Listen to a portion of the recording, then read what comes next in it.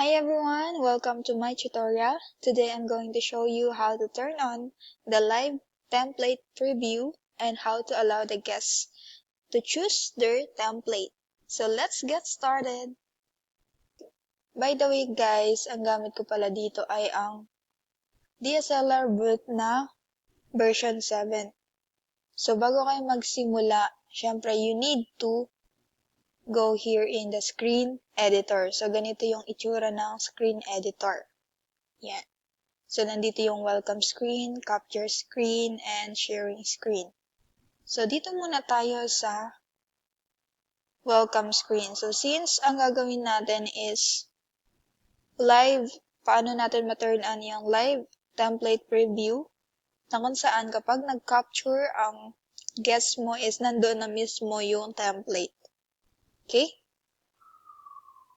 For that, kailangan natin i-turn on itong show live view or it will display live camera preview.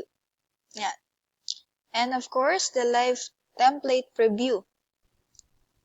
Yan. So, dapat naka-turn on sila lahat. So, display live view within the pot of placeholders in the template.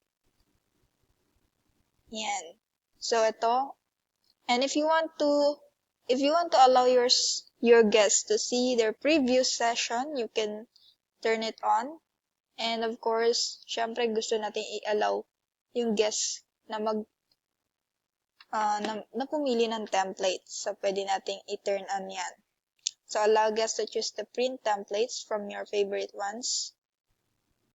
Next, punta na tayo sa print layout. And then, pili na tayo ng template. So, para ma-allow natin na makapag-choose sila, kailangan lang natin i-star kung ano yung mga template na available na pwede nilang pagpilian. So, lagay lang natin or click lang natin yung star.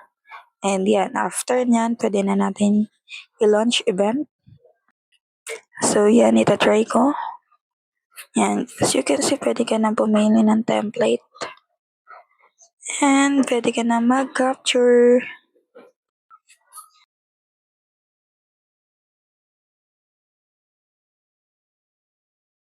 So, ganun lang guys, paano i-allow ang guests to choose their template.